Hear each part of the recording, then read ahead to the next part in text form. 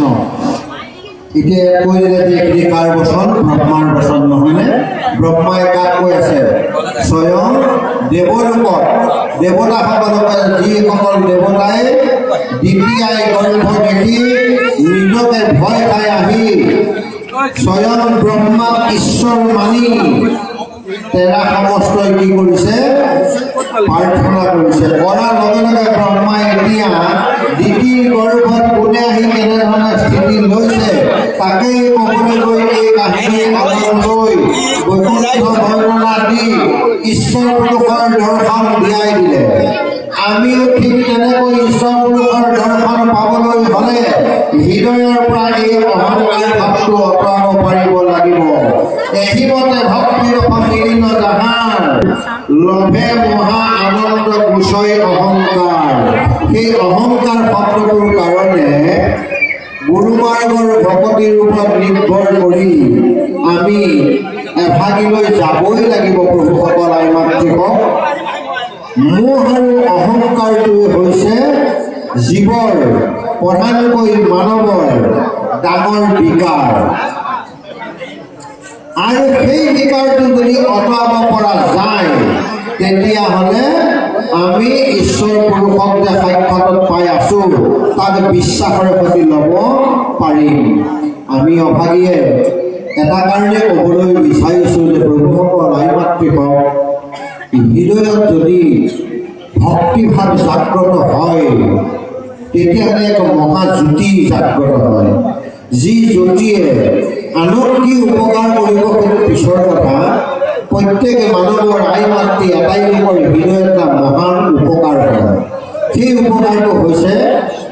ক'ব কৈছে নাজানো জলৰ সোৱাদ ক'ব পৰা শক্তি নাই কৃষ্ণচন্দ্ৰনেহে জানে যে মোৰ জলে মোক কিমান সোৱাদ দিছে পানী তিতা নে মিঠা ক'ব পাৰিনে পানী তিতাও নহয় মিঠাও নহয় কেঁহাও নহয় যিজন কৃষ্ণটোৰ যাৰ আত্মা শুকাই গৈছে হিয়া শুকাই গৈছে ৰ'দত তাপত তেওঁ যেতিয়া এগিলাচ জল বা এটা পাত্ৰত জল লৈ যেতিয়া গ্ৰহণ কৰিব তেওঁহে আত্মাটো বুজি পাব যে মোৰ আত্মাকে কিমান শান্তি পাইছে সেই বস্তুটো হৃদয়ত জাগ্ৰত হ'ব গতিকে আমাৰ মাজত এটা প্ৰকাশ আছে জল ৰূপে নাৰায়ণ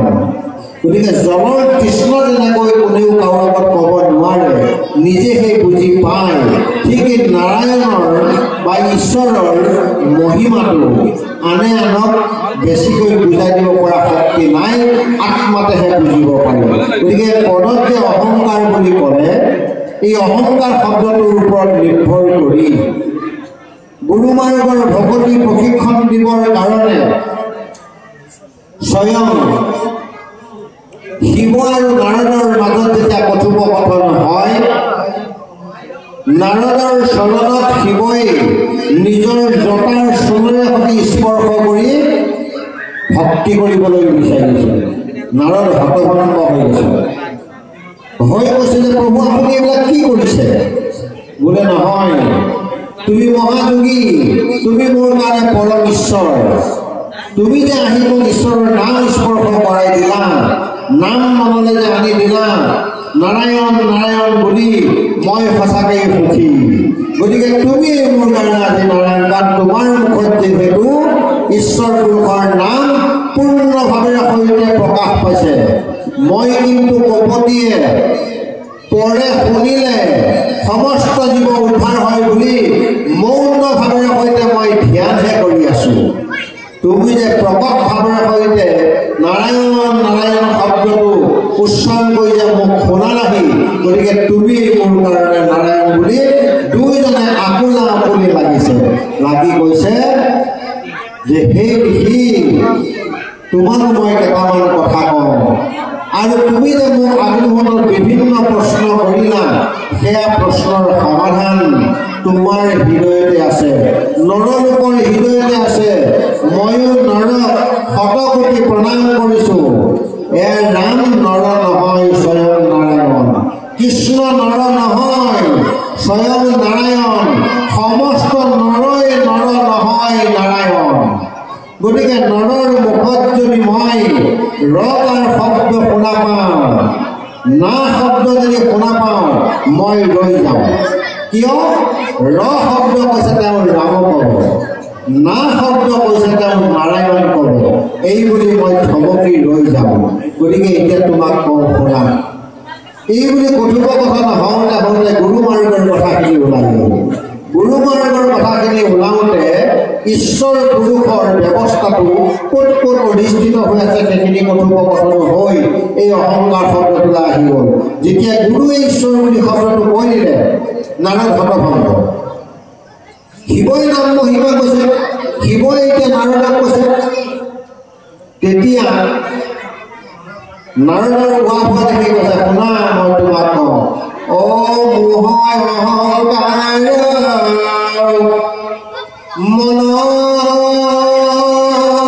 বিকাৰ জানিয়া সবাকো তেজি গুৰুক মনুষ্য বুলি না ভাবিবা এতে প্ৰভু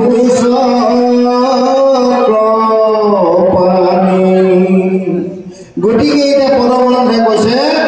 যে এহিমতে ভক্তিৰ মিলিল জাহাৰ লভে মহা আনন্দ গুচাই অহংকাৰ আমি প্ৰথমেই অহংকাৰটো গুচাই ল'ব লাগিব তাৰপিছত আকৌ নাৰায়ণৰ মনত যেতিয়া খেলি মেলি আহিছে তেতিয়া কৈছে মই তোমাক প্ৰধান গুৰুহে দেখুৱাইছোঁ এতিয়া মই তোমাক কওঁ শুনা অ যত জীৱৰাশি জানি বাহাৰি সবে হৰি অংশ হৈ ভজিলে মাত্ৰকে নাৰায়ণ নহয় নাহিকে কিছু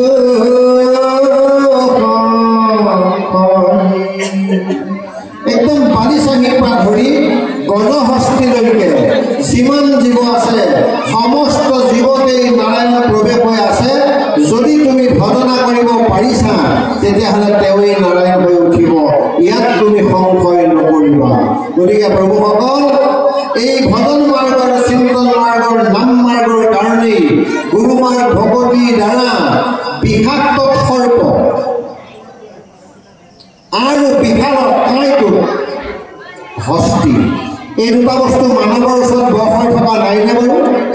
আমি কাক দেখিলে আঁতৰি যাওঁ কিন্তু এনেকুৱা ওজা আছে তেওঁ সৰ্প ধৰি ক'ৰবাত নচুৱাই আপোনাৰ ধন ইনকম কৰি আছে অৰণ্যৰ বিশাল হস্তি আনি বান্ধি তেওঁকো কৰ্মত লগাই ধন উপাৰ্জন কৰিছে তেওঁ আপোনাৰ নৰৰ চৰণত ভকতি কৰি দেখুৱাইছে গতিকে প্ৰভুসকল অহংকাৰ আৰু মোহ বোলা বস্তুটো আমি যেতিয়া আঁতৰাব পাৰিম তেতিয়াহে গুৰুত বা মনুষ্যত জীৱত আমি ঈশ্বৰ দেখা পাম আৰু জীৱত যেতিয়া আমি ঈশ্বৰ দেখিম আমি আৰু বেলেগে ঈশ্বৰ দেখা পাব নালাগে বেলেগে আমি তীৰ্থ ভ্ৰমণ কৰা প্ৰয়োজন নাই ও সমস্ত জীৱত যাৰ আছে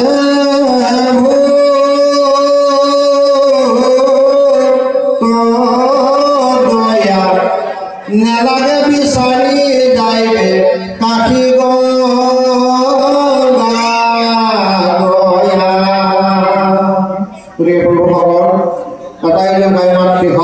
এই ভাষাৰে আমি ঈশ্বৰৰ গুণানুকীৰ্তন যদি শুনিব পাৰোঁ আকৌ এতিয়া দুলৈ চন্দ্ৰত কি কয় আমি শ্ৰৱণ কৰি হৃদয়ত ল'বলৈ যত্ন কৰোঁচোন কৃষ্ণৰ ভক্ত